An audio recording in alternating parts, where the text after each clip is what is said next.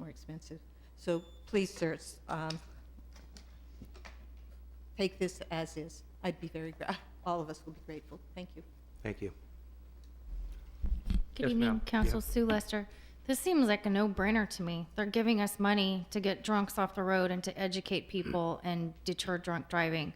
And I've been caught in a DUI checkpoint where I was backed up in traffic and, quote, inconvenienced and delayed in getting to where I wanted to go. But that's a kind of inconvenience I welcome.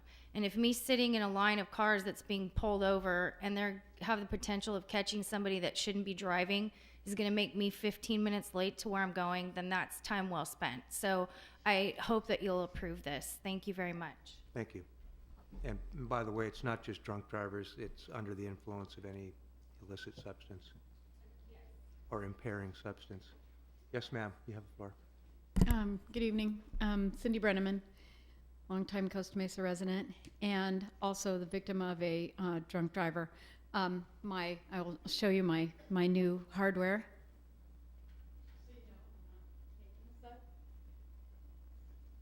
In 1971, I was hit head-on by a drunk driver, and I was in the hospital for 3 months, spent my 17th birthday in the hospital, which is not really fun, although I did get to have champagne. And the guy who hit me had a bloody nose and a flat tire, and that was it. And there was he didn't go to jail. I didn't get any money out of it for any of my medical bills, and I'm now obviously having some issues with it. It's popped out twice in the last 20 days, and to me, I agree with the two previous speakers. This is a no-brainer. Anything that deters drunk drivers, people under the influence. There's so many distractions when people are behind the wheel of a car nowadays. I don't even take my phone out of my bag anymore. It's just ridiculous because it's just there's too many distractions. There's too many things going on. People are distracted. People are not paying attention. It's up to us to be paying attention. And if you add alcohol and any kind of drugs to that, you have just a disastrous situation. My hat is off to Officer Bao, too, for all of the drunk driving arrests that he's made. I'm so proud of our city and what they've done. So I urge you to approve this as is. Thank you. Thank you. Just seeing if there's nobody else, this will be our last speaker. Yes, ma'am. Yes, it's Kimberly Mims. I'm actually speaking for other people in the community within our schools. And again, thank you to the police officers that are keeping us safe within our community. But I would like to see it even more within our school system. I had mentioned back in approximately 2007 at Kellybrook that there were teachers and staff that had reported to the principal at the time and also to the district that there was drinking from another coworker. It was ignored from what I've been told, and eventually we lost the good teachers. We also lost some staff from that, which is extremely unfortunate. They were top teachers. What I would like to see is that person actually eventually did hit something. He didn't hit a child or a staff member, but he hit a tree or something in the parking lot. And this was about 20 years ago at the Corona Del Mar High School. We had lost a student, and it's very unfortunate when there was drinking on the job there, unfortunately, from staff. Who got in trouble were the children there. And when I went back to piece together the story, I was hoping that I could reach one of the young men that actually couldn't even graduate that year. And the unfortunate part is he went on and had some drinking issues, and eventually there was a death involved with this student, which is very tragic. Who got in trouble were basically the students and not the staff there. I would like to see people come more forward and not protect one another, and where it's safe for everyone. There's no reason in our community that we need to stay silent. There's also other community members at the Corona Del Mar High School, and if the police could follow up with this, there is a known fact that's coming in from students as well as parents and teachers, I've been told. There's a lot of drinking and drugs going on during different times, and it happens to be near the sports area. Underneath where people are seated. So let's all take an interest and, again, work closely with the police department, work closely with each other, but let's don't stay silent and lose any more good teachers and good students out there. And if somebody's reaching out for help, let's give them the help they need, and make sure in the schools that we can stay safe and we can look at retraining if we need to. And again, we've lost students that have left. They would prefer homeschooling. Some of them have also not even had a teacher for 3 weeks in the Corona Del Mar High School, and that concerns home hospital care. 3 weeks of school, and they finally left the district, which is very unfortunate. When I spoke about that on 9/11/12 at the Newport-Mesa Unified School District. So again, thank you for your time and also for your consideration on this. Thank you. Okay, seeing no one else, I'll close public comments. Council, do we have a motion? Mr. Mayor? Mr. Mayor, Member Lees. Yes, I just have one more question. A few years ago, regarding the training by the ABC, I'm not sure that you can answer the question, but is that always ongoing, that the people, the bartenders and the people that own the establishments, that there are courses for them to take so that on their end that they know, what they can do to prevent someone leaving their establishment in that situation? Are we in that loop as far as the training? Yes, absolutely. That resource is available through ABC, and they can offer training to servers in order to help them be more responsible and cognizant in their duties. So, Do we encourage them, or do we have any kind of mechanism within the city to remind them and kind of update them when they have new employees? well, we hold a monthly Orange County DUI Task Force meeting, and we can work on an as-need basis with any of the establishments that we see that would be welcoming for that type of resource. Okay, that's good to know. Thank you. Mr. Mayor, Member Mensinger. I think to address Councilwoman Lisa's comment, I think you have to take I think servers have to take a class every 2 years. We were serving beer at our nonprofit was serving beer at the fairgrounds. We had to take that 3,000 question online test. It took I think 6 hours. It was I can identify a drunk driver. But first of all, Mr. Scott, thanks again for the presentation and accolades to you guys for what you've done. And it's a big issue, and I understand the arterials and I understand the roads and the bars. The number of alcohol establishments far too great in the city. It's a big issue. So rest assured, I support the program in one fashion or the other. The question I have for our city CEO is, if we don't fund it through the federal funds, can we fund it through general funds? Yes, Mr. Mayor, members of the City Council, this program is funded through federal money that comes to the state, and then the state allocates it via a grant basis. The city always has the option of funding these types of programs through the general fund. Okay. And if we opt out of a federal program, can we get back into the federal program at some point in time?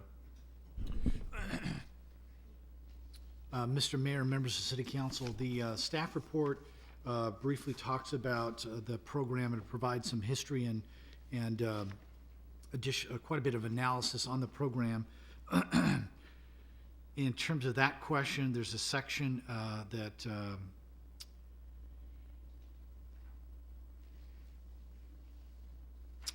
that talks about how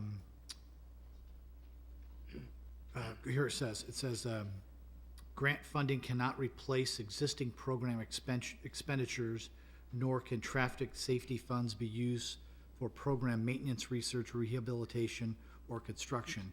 And so we could, if we discontinue the program, we could get back into the program. The question would be, how would the state view our maintenance of effort level at that time? And I know that's a little bureaucratic. I don't mean to be like that, but I don't know exactly what they would do. They would look at how you were funding things now and determine whether or not you could get back into the program and what type of program to fund at a later date. So I can't perfectly answer that question. Okay, so that's an open question.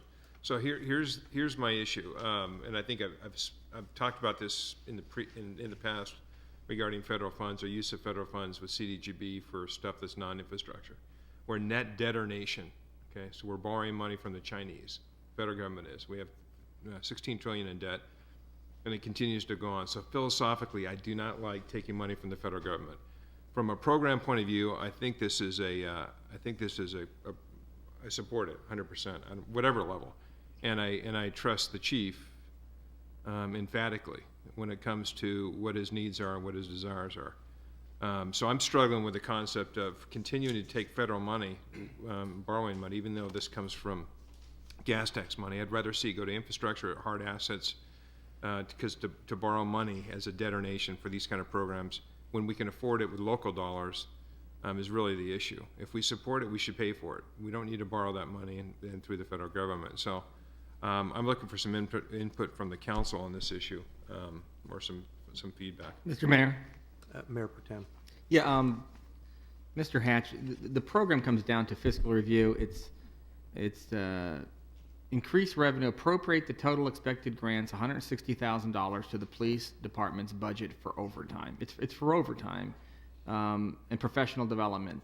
These are things that we don't pay for overtime just to pay for overtime. That's considered above and beyond what we normally do. So, again, I think I echo what Councilman Mensinger has. I think these are great programs. I'm the way they sell it, I'm a little concerned about, because I look at their numbers and I go, well, your numbers don't say what you say. And not you, sir, but what the OTS says about how, we've been spending money and traffic deaths have gone down, and it's because we've been spending money on this. We don't know that. There's no necessarily causation for why that happens over in there. With that being said, whether it's $160,000 or $200,000 or $250,000, if it's something that we should be doing, we should be doing it.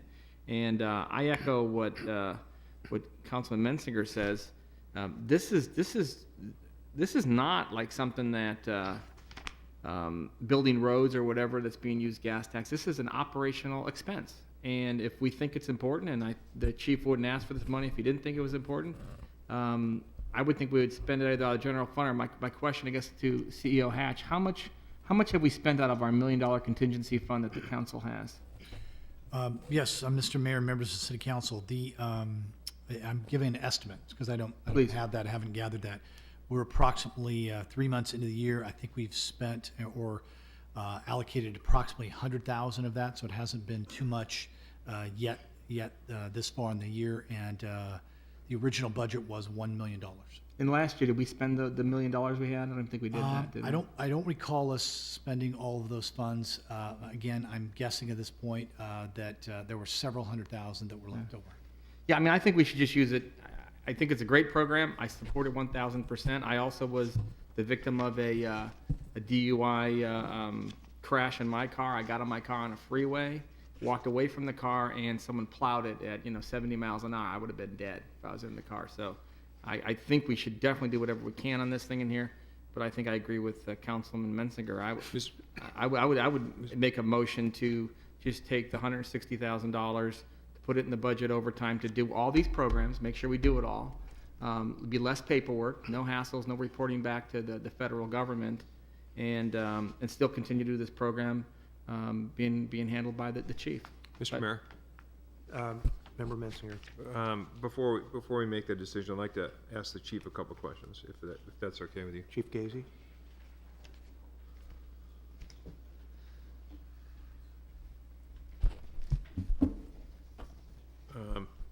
Thank you for coming up, and again, thanks. Can you give me some insight? Give me your feedback on this particular issue as it relates to what I struggle with and the fact that I support your program. Can you give me some feedback? Well, let me suggest this. This is a legacy program that the department's participated in for many, many years. It's been a very successful program. We saw success over this last year that had notoriety not only in the state, but in the county. And Sergeant Scott made a very compelling argument in terms of the impact not only in Costa Mesa, but the impacts in the surrounding communities and what the commerce around us, the effect that it also has in Costa Mesa. Philosophically, I understand what you're suggesting in terms of costs and the effect with the federal government.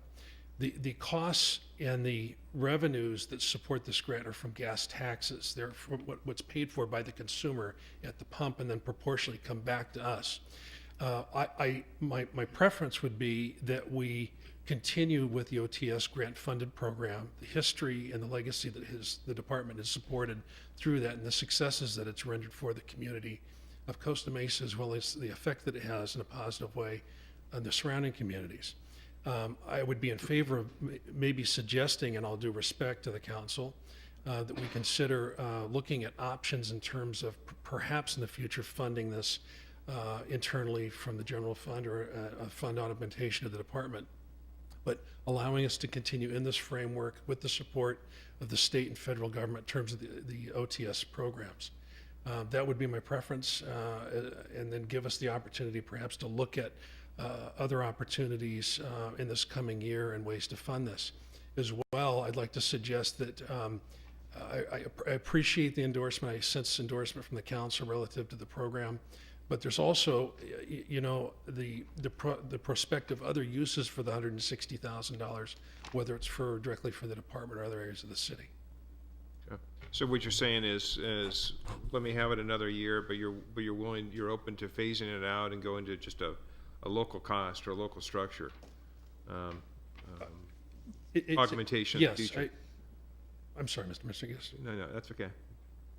So you're open to augmenting this with local dollars in the future, and phasing out the federal approach. I absolutely believe the program needs to remain intact Right. for the effect there's no question in my mind or my professional opinion relative to that. I would absolutely welcome the opportunity to look at other funding alternatives, other ways to support this for the community and with the department. If we funded this locally, what would we lose? We have a number of pieces of equipment that are funded independent of the grants that we're subject to. There's an array of equipment to include a trailer that contains the equipment for DUI checkpoints. Those equipments are provided to us independent of these grants. We're looking at a significant capital outlay for a new field command post. We've got a field command post that's 15 years old. It's aging. The technology in it is worn and antiquated, and that could possibly be partially funded through OTS, independent of the funds relative to DUI checkpoints, the selective enforcement, and saturation patrols. So that's a potential significant piece of equipment that would serve the community and the department that would be independent of this program, that if we abandon the OTS funds, there's a chance those funding opportunities would not be available. Okay. Chief, I have a quick question. If I heard you correctly, this is funded with tax revenue, not funded with borrowed money? Yes, sir. My understanding from the State Office of Traffic Safety, the funds related to specifically DUI enforcement, DUI education, and these programs that come from the Federal Office of OTS, Division of the Department of Transportation, are a byproduct of a federal tax that funds that specifically for educational endeavors. It's my understanding that that's not that's the generation of that taxation is what funds these programs, and it's at the consumer or commercial expense. Okay, thank you. I agree with the sentiments about using borrowed money to run our city. I agree that that's an egregious problem, and I also, over the years, have felt that a lot of the federal programs have too many strings attached, and we really sometimes have trouble quantifying the benefit. In this case, we're not using borrowed money. We're using tax money that we are all paying, so we're really getting some of our resources back to enable this program. If this were funded just through borrowed money, I would have an issue with that. That not being the case, I'm going to make a motion to adopt the recommended action. Mr. Mayor, could I just ask one question? You want to second that for discussion? Second, yes. There you go. Okay. Chief Gazy, with the idea put forth that we do this kind of in-house, would that, if we did it tonight, would we lose like the structure and the accountability? I mean,